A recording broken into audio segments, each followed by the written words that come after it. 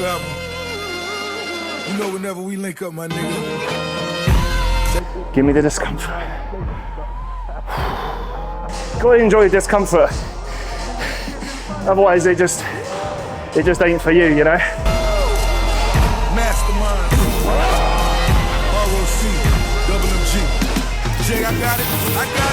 4 stacks for the hills on my bitch feet. Car seat still smelling like 10 keys. Tell a plug that I'm looking for an increase. Wingstop, fat boy, need a 10-piece.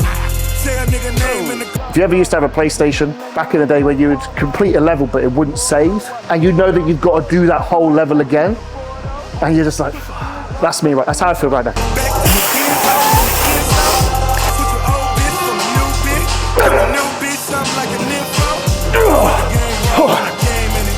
Getting money ever since it came in it. You couldn't stop me if you tried, motherfucker.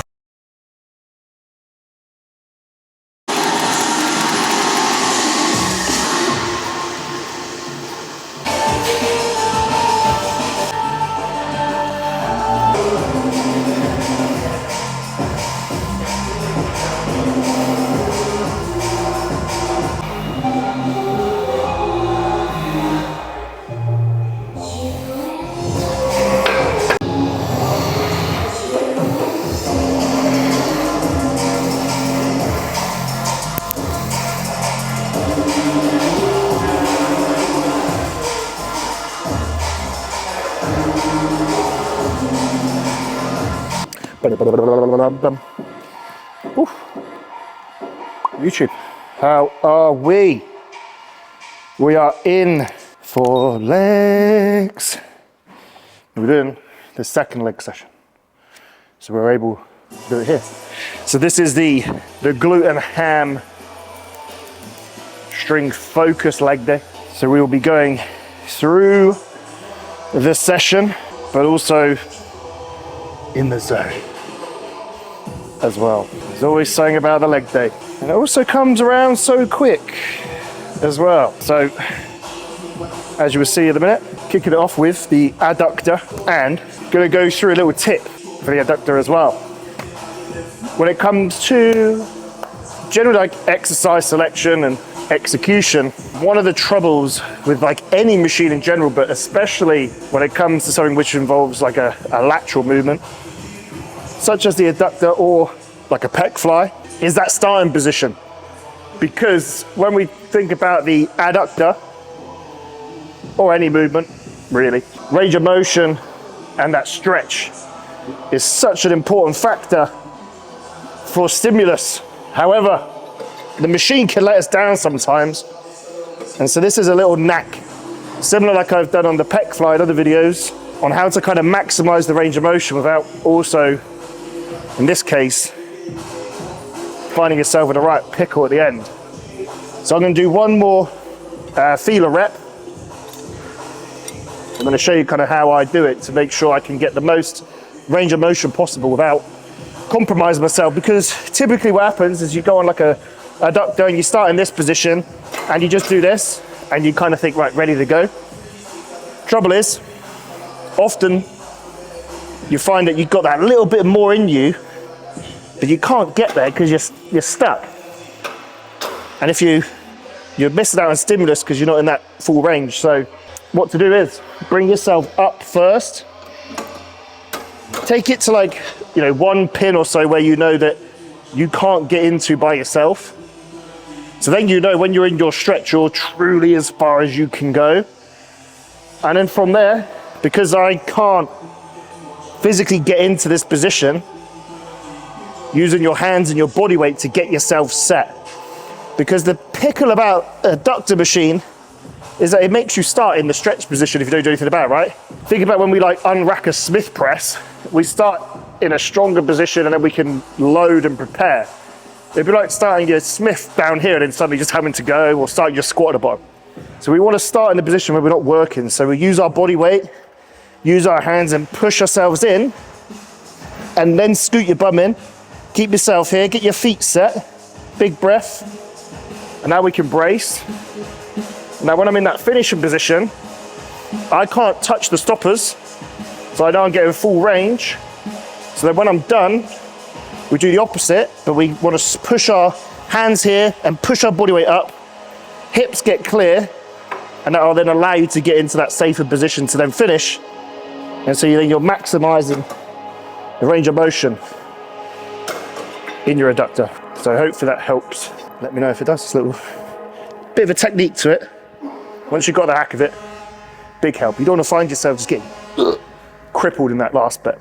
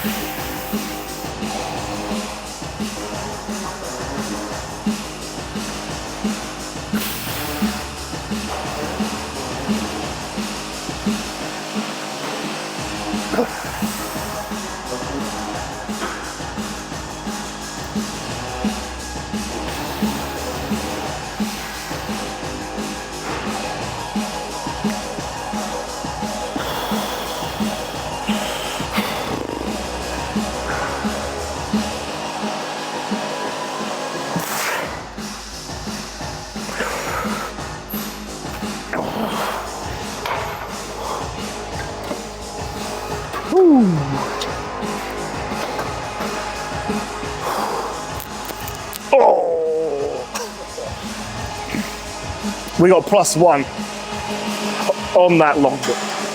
It's a great start.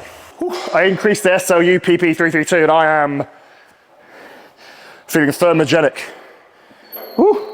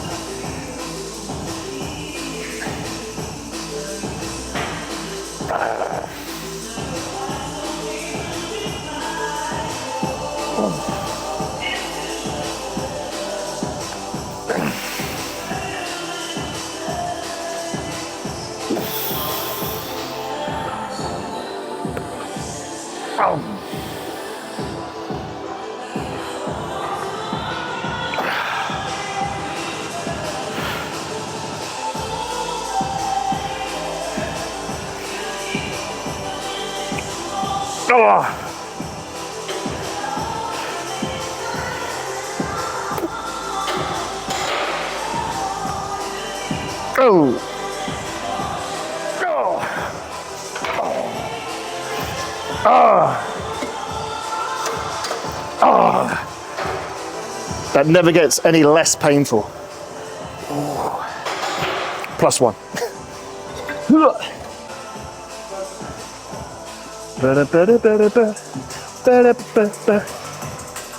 Yep. So onto the hamstring curl.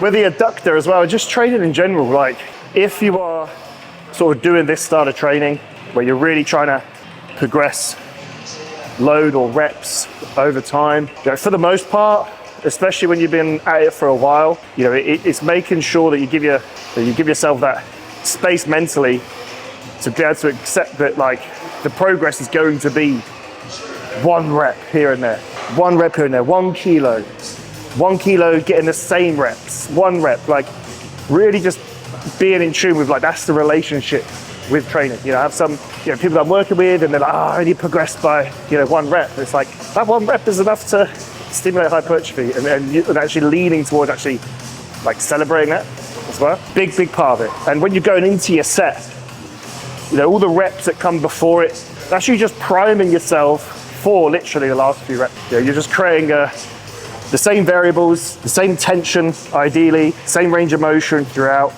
And then the magic happens in that last part of the set. You know, that's the bit. Literally the bit that counts. So that's why for me, having to write things down is so important. Because I will just forget otherwise. Especially if you're doing this style of training. You know, this is kind of the necessities, the tools for the job. So we're just gonna get the hamstrings warm by doing double leg for a minute. And then for me, like my hamstrings are dreadfully uneven in terms of like their active range of motion. Like even when I do this now, when I finish the rep at the top, you'll see that my right leg goes further than my left. So I kind of do it a little bit just to get a little bit of blood going, and then I'll change to single leg. And the reason for me is, in a former life, in a past life, I played football. And with that comes a lot of imbalances, ankle issues, grade 3 hamstring tears. And so therefore the body's just not even. But if you can do a double leg and you find that you get no back pump and that contraction feels the same, then definitely don't feel the need to do single leg. But I do find it actually helps with keeping that back out of the way as well, by just keeping to a single leg as well. As opposed to a double, the tendency is to kind of drive up, whereas we don't want that back to come into play at all when we're doing our hamstring work.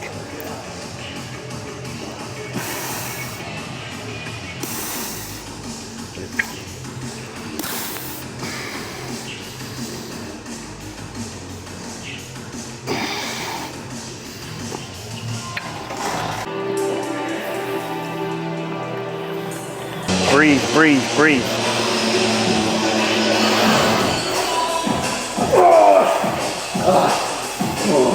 Breathe out. Breathe out. Breathe out. Better. Much. Well done, man. Good man. Well done.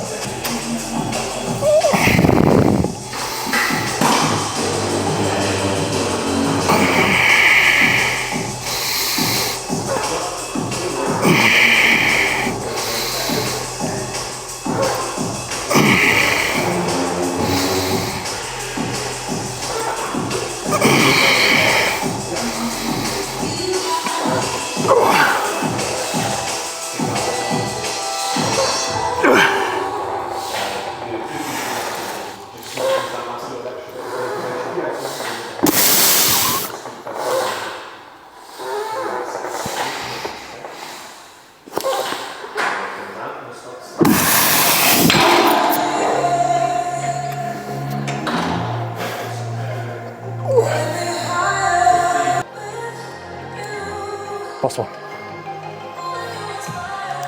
A bit dodgy though.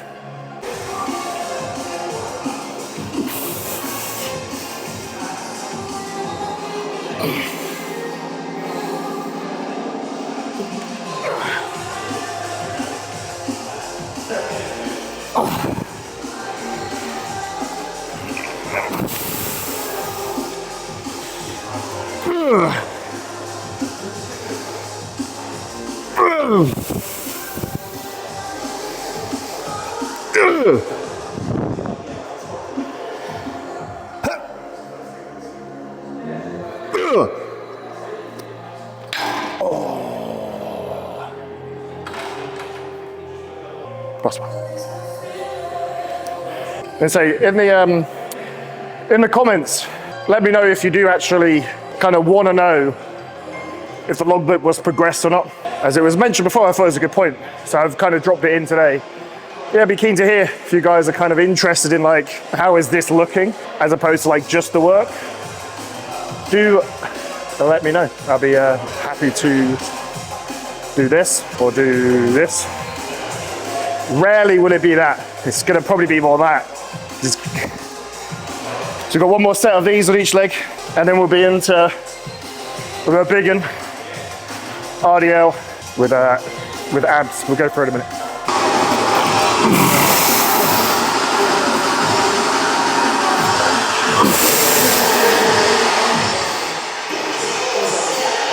Whoa!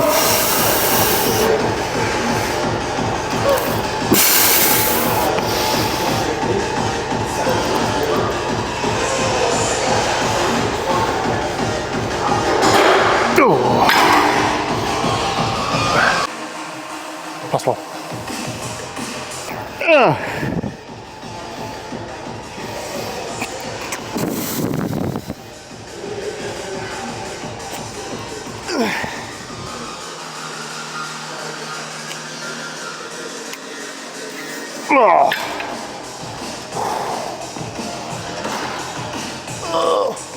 get out of the bathroom, I do my QL warming up usually when I'm natty. Like go in there.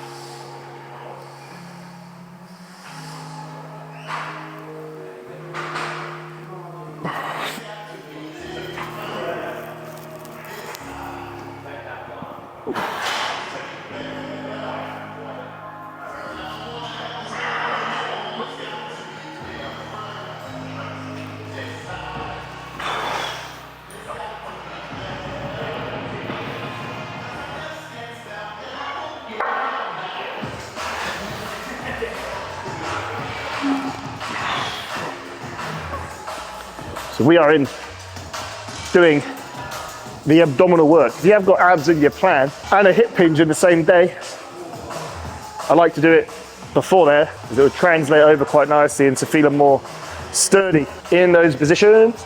Oh, bit of a primer as well. For your hip hinging, to get our back nice and warm as well, we are loading up all of the posterior chain. So I'll do some pullovers, and then I'll also be just pulling in as well. Getting the rhomboids, upper back, a little bit of rear delt going. Not like working set, but just making sure I've worked through that range as well, and obviously warming up. And then I'll drop in and do a feeler. And I kind of do a little bit of a circuit, and then find out I finish the ab work just as I'm about to kind of get into sort of my working set on my RDL.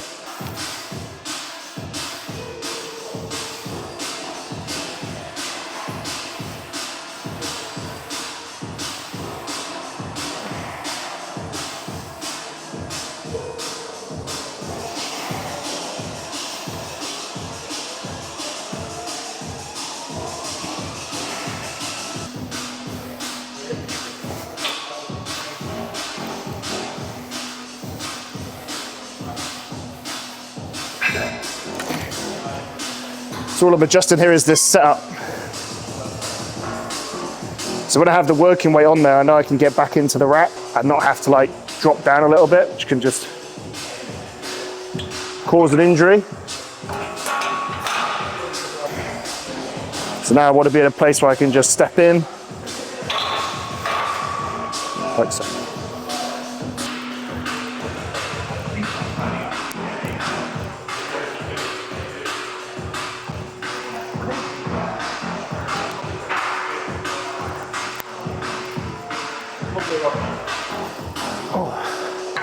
Another top tip is don't wear a cat forward when you're doing it.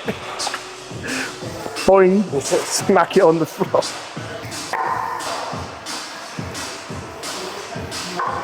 So when we think about the RDL and just hip hinging in general, one of the common things that I see, which is taken away from the lift itself, is instead of it being a hip hinge, it's kind of a lean over and lean back up again.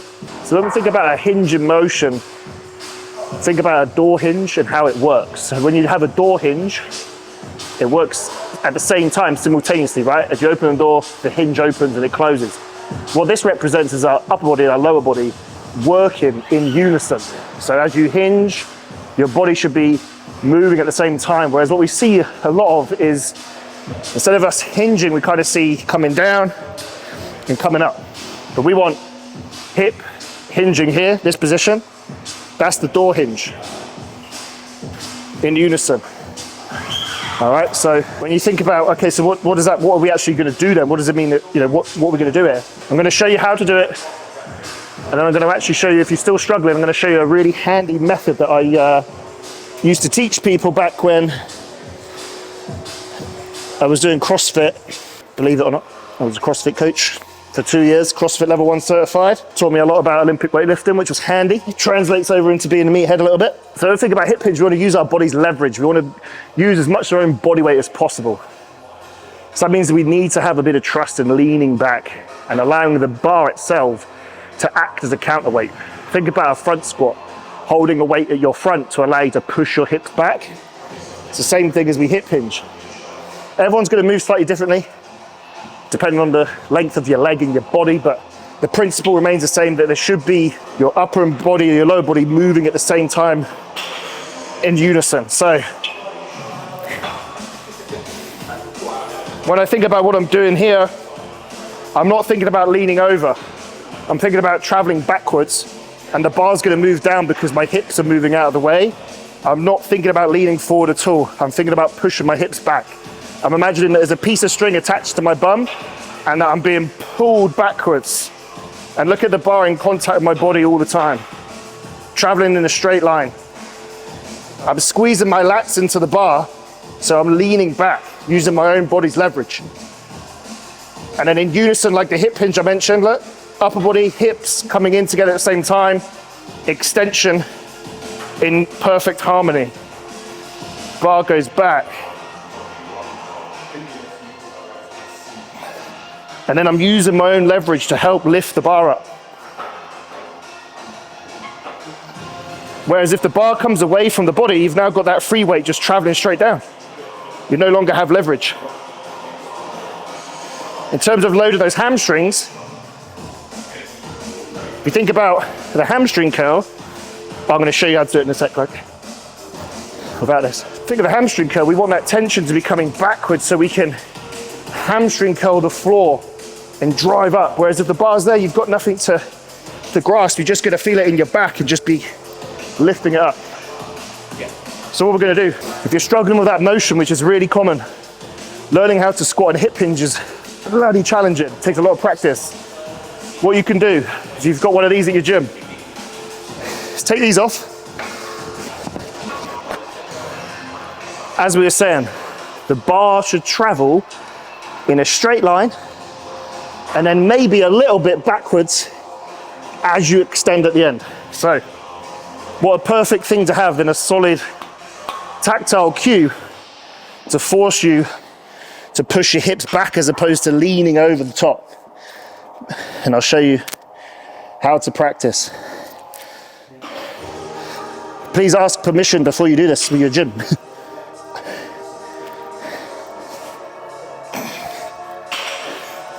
Bring yourself to the bar, feet underneath, look. And now, because that bar's in like a tram line for you, you have no choice now but to make sure that your body gets out of the way. And then you can practice getting closer, get your foot positioning right.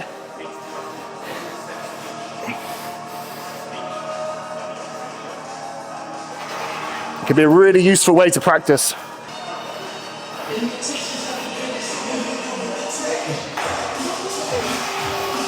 What happens if you try and lean over? You get stuck.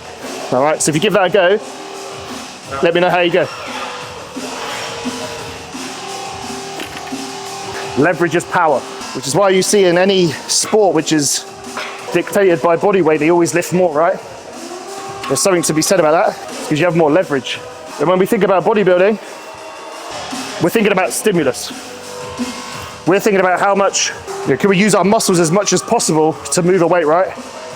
I want to load up my hamstrings as much as I can, so that helps with that. If you just lean over, it's just going to be a bit of a back smasher. Loading up efficiently in that posterior change, neutral, strong spine, you're going to get the hips, glutes, hamstrings, lats, upper back, traps, all work at the same time. So loads of stimulus for hypertrophy, and it'll make you strong as fuck as well. I should have done that with a lighter weight, Kels.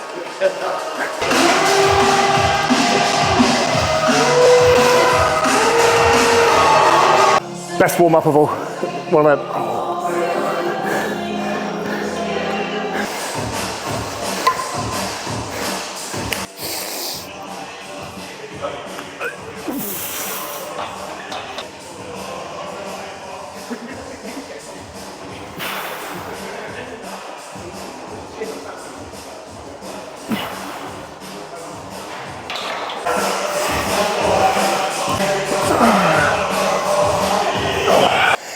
Everybody's going to party, a real good time.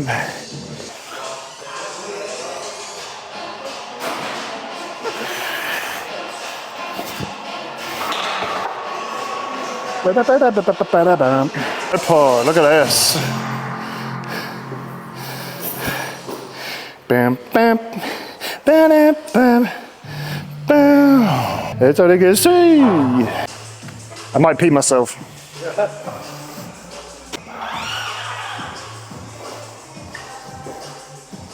Bam, bam, bam, bam, bam, bam.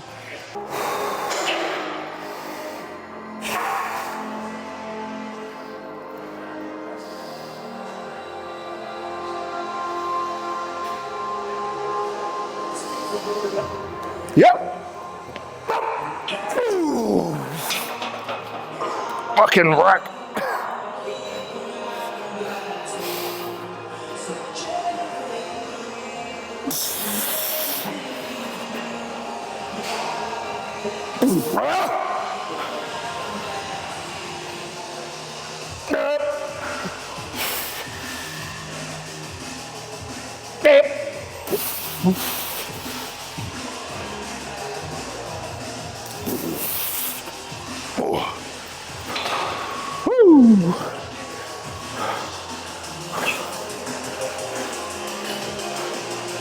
Nice.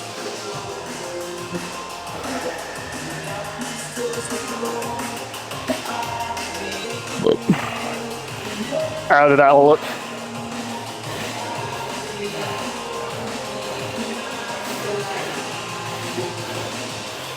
Nice. Oh, it's a different kind of cook, that one, isn't it? There's like the squat cook, and then there's the hip hinge. Just feels like you've been just hit by a bus. Right, if we watch that set back, which is why I'd always watch my RDL back, because what might feel like a good rep might look a little bit dodge. But one of the things I'm really trying to feel as I'm lowering is almost literally just feels like I'm stretching out my glute, stretching out my hamstring, but not at all during that time am I getting a lower back pump or like a pain through my lower back. And often your body can provide you with that feedback as you're moving. But just like I said, as I was going through that initial part of it, like how I squat, how I RDL, how I press, the principles remain the same, but how it's going to look is going to be drastically different. Like my upper leg is pretty much the same length as my lower leg. So as far as weightlifting goes with lower body, pretty fortunate place to be in, for sure. But the principles remain the same with the hip hinging. It's just that the way your hips move and how your body moves is just going to look a little bit different. So it's just something to keep in mind in terms of when you're watching, especially with like lifts like a squat or a RDL, hip hinge, deadlift. Think about the principles, but not trying to look the same from whoever you're learning from. Ready. Set number 2.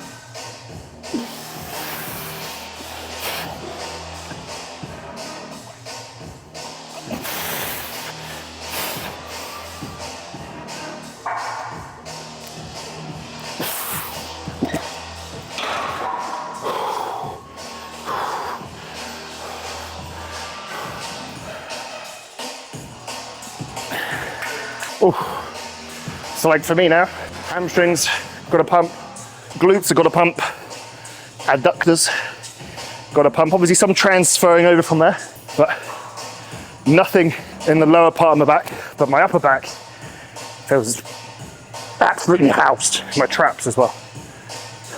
I say that just to give you a feel, a sense of what I'm feeling. Because I think RDL you can gauge more on what you're feeling and get that feedback. If it's all in the lower back, get onto this, focus on this more. Oh, cheers, Kevin. Oh, I needed that today. I can't even remember how it's worked.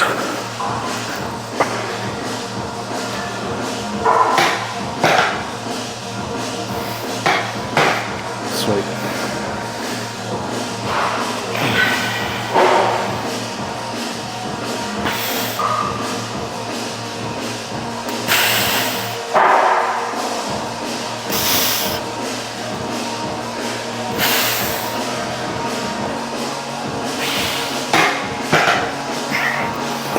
So usually I do this session on a Saturday at the leisure centre around the corner from my house. So that's why I don't know how to use it, because I haven't for a very long time.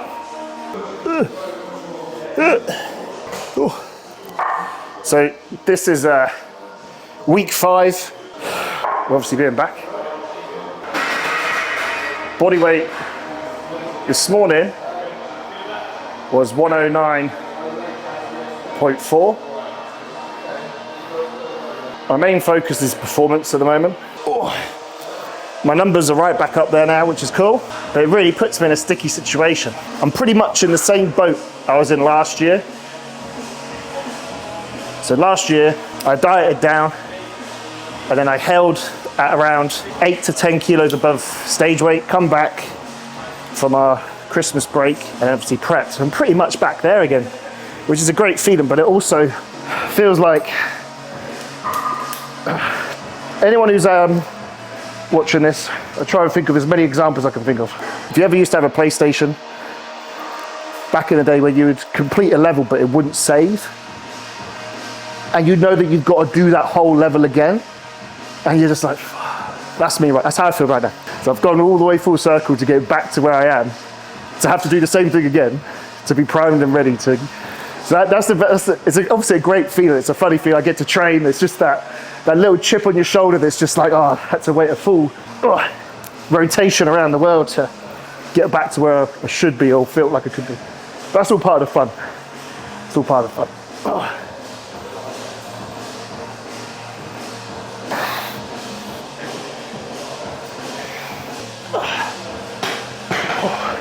If anyone else has got any examples of that, let me know.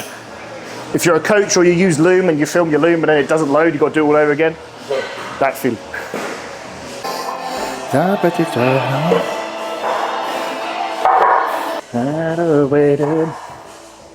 Boy, you. Oh, I still need that wee from earlier, you know. This should do it. Cool.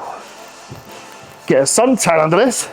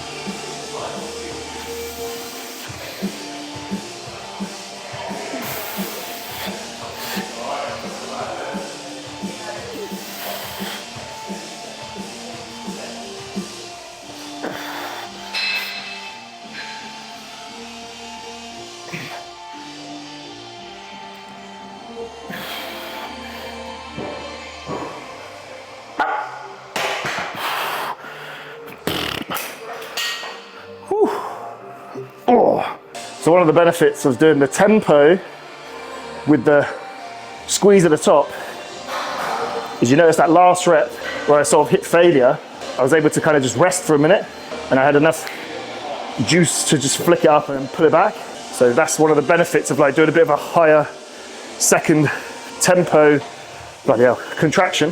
So when you do, like, if you hit failure, you know you can just take a minute and get the final one. Whereas if your speed of rep is that constant, and then you hit failure, you'll be a little bit more in the pickle at the bottom. But by and large, if you hit failure in a machine and you're stuck at the bottom, think about like the rest pause method of training, where you can specifically rest for a moment and get a couple more reps out. So you can always do that as well.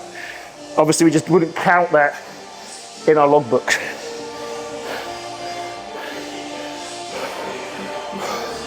keep calm and carry on, as they say. Come on.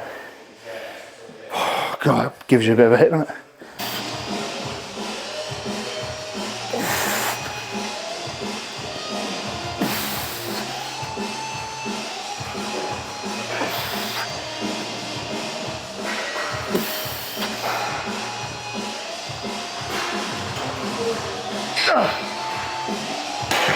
Oh, whew. Whew. Oh, bloody hell. Oh, gonna feel that tomorrow. Yeah. Woo. Probably get a bit lighter next time on the second set. I tried, but I just was like, ah. Just looked really weird, just, never mind. We got it, we're good. Everyone's good. We are all good.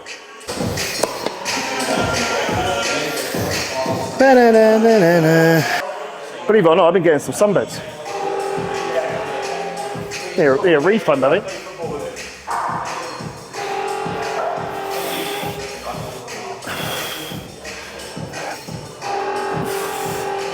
So we're into split squat, focusing more on the hip, glute, as opposed to the quad. So if you look at the way I'm moving, it's more back. Angle of here is really important.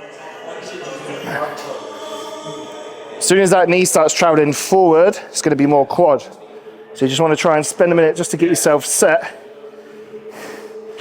And I'll be here.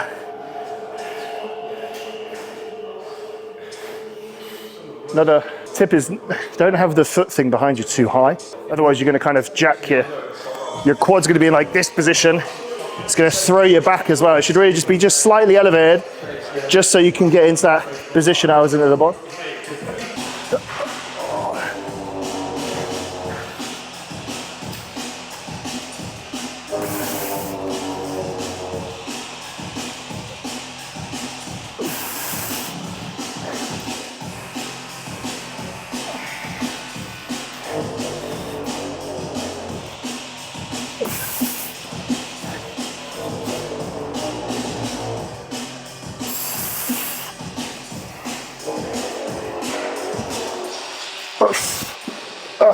Bodybuilder meets high rocks or something. God, I still feel sick from the RDLs. Radio, my friend. Let's go.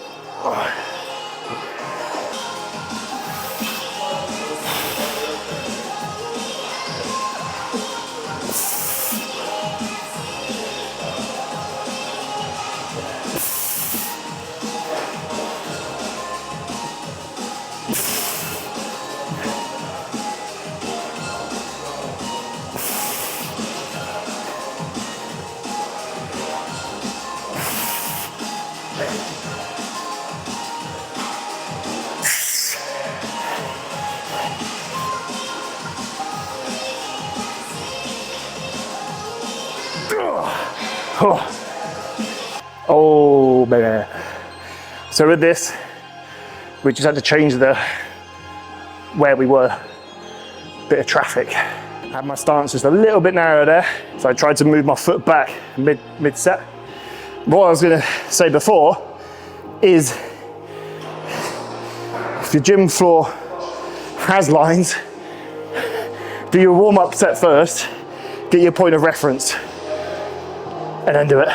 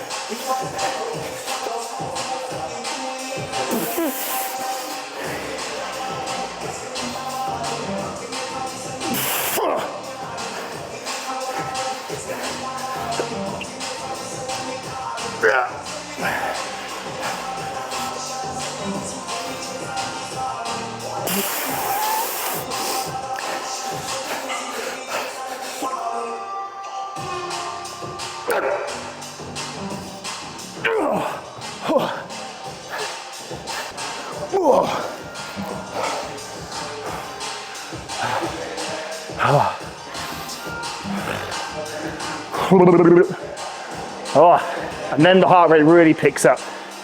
Yeah, give me the discomfort. We're on the back end now.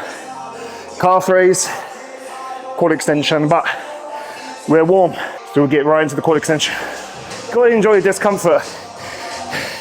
Otherwise it just ain't for you, you know? I think there's something to be said about that when it comes to choosing bodybuilding. You know, this ain't golf. This is supposed to be shit.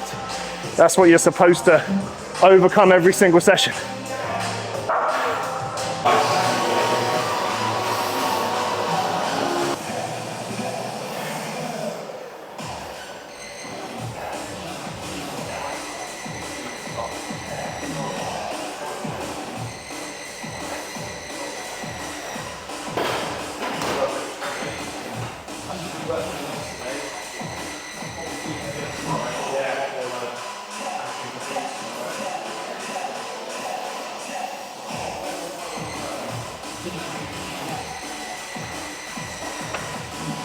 I'd say when it comes to physique development, whatever bodybuilding means to you, whether it's that competing side of you or just embodying, the lifestyle, you have to think like your time's always ticking, right? We're always moving along on our journeys, and ultimately at some point you're getting closer and closer to the point where you're not going to be able to do this and progress forever.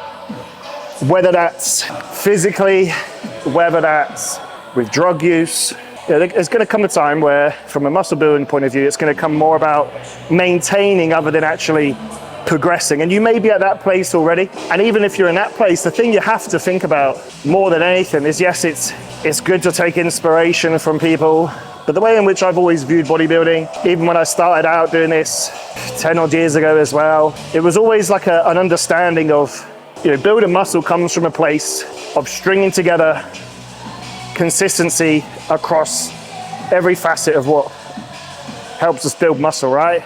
Being consistent with your diet, being consistent with your sleep, being consistent with your training. And that in itself is really fucking hard. It is hard. Life, mental health, routine, logistics, making time. So when we think about all these things that we already have to juggle in order to be able to progress, you don't want to be wasting your time scrolling Instagram and not feeling good enough within yourself, and that just adding to another thing that you have to spin. But even if you are doing all those things correct and you're still looking at other people's physiques and micro-analyzing your own physique and constantly picking out flaws, you're just going to make this period of time that you have, or whatever juncture you're at your bodybuilding, at whatever age you're watching this, you're just taken away from the true essence of what bodybuilding is.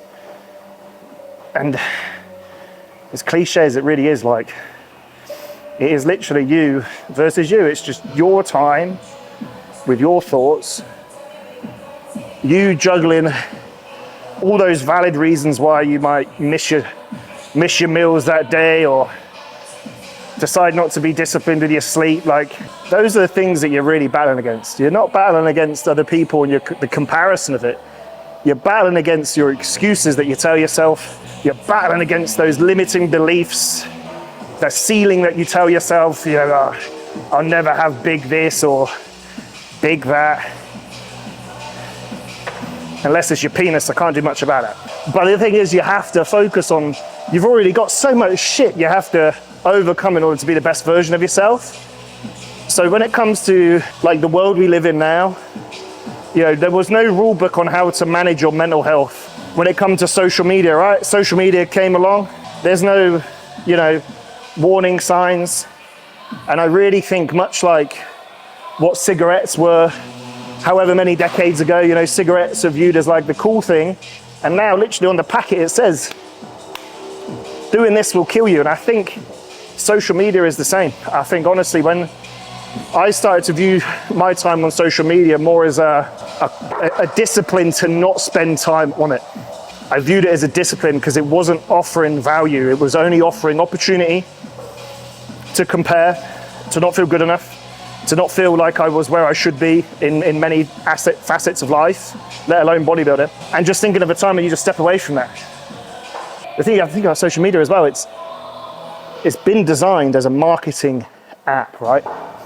It's been designed to keep you on it. So you absorb information, to not make you feel good enough, to then buy something with those ads that are just perfect for the thing that make you feel you'll feel more significant for purchasing it. So if you haven't made it to the end of this video, I wanted to share that because that's one of the big things in my personal life, but also with clients. You know, when we talk about like being held accountable to your nutrition, going through training video, one of the things I found more useful than most of that when it comes to mental health, and I'm a strong believer in, if you've got your personal affairs in order, your physique will progress. The happier we are, the more we progress. The happier we, the better we train. The happier we are, the more we interact with other people, the more social connections we have, and the better off we are for it.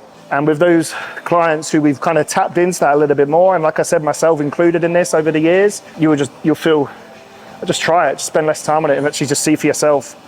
And if you're a coach as well, like, I feel long form content is awesome.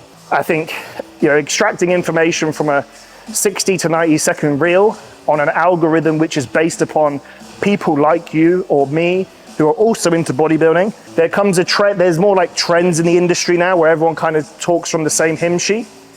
And I think if you can step out of that matrix, you all of a sudden just stand out quite a lot because you're talking about different things, you have different thoughts as well. And that's something in which I thought I'd just share with you guys as we get into the latter part of the session. Where naturally when you've had a big session and you haven't been on social media, you have that feeling of clarity, right? You have that endorphin release, you have that, things start to make a little bit more sense. And that's one of the big reasons why, regardless of the progress I can continue to make and whether or not I push drugs for however years I've got left doing that, you know, this is what I wanted to get to around the progress part is, even if you're in a place where you might not be focusing on building muscle anymore, you still have that couple of hours of the day where it's just you versus you and those numbers that you hit last week, regardless if they're lifetime PBs or not, and you push yourself so hard and you just disconnect from everything, and you have that clarity afterwards. And I think that is the true essence of like why I'll always do this style of training, is because that is the clarity that it offers me, and that's where the passion comes from.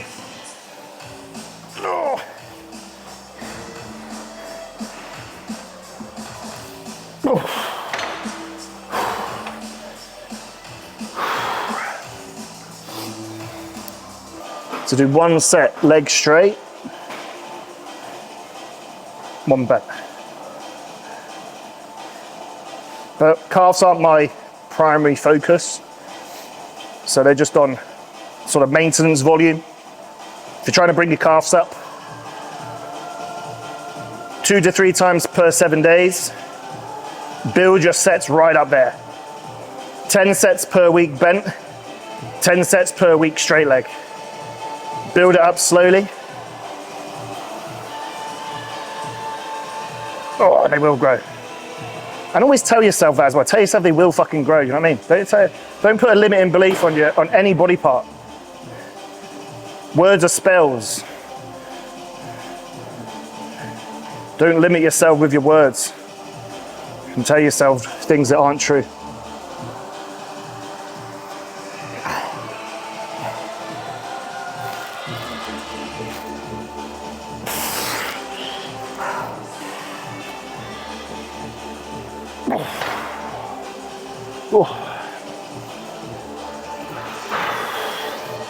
If you believe in manifesting and affirmations, don't chat shit to yourself either, because it works both ways.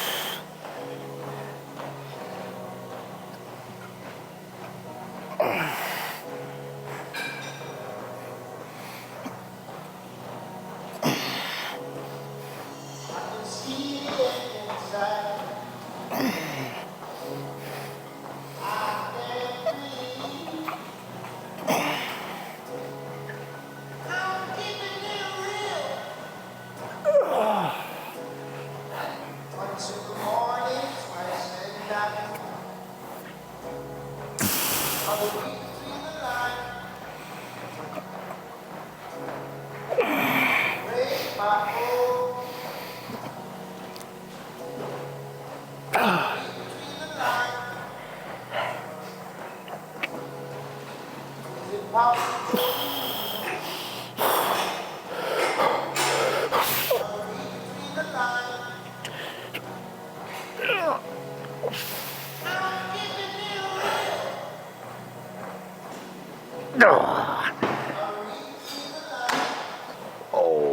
match reps. Fuck.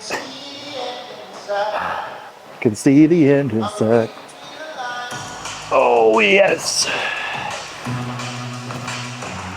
So there we are.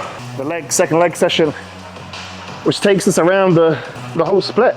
Not much else to add, other than thank you for watching. Appreciate anyone who takes the time. Hope you enjoyed it. Let us know, of course. I'm gonna leave it at that. I'm just gonna sit here until the next video. See you in the next one.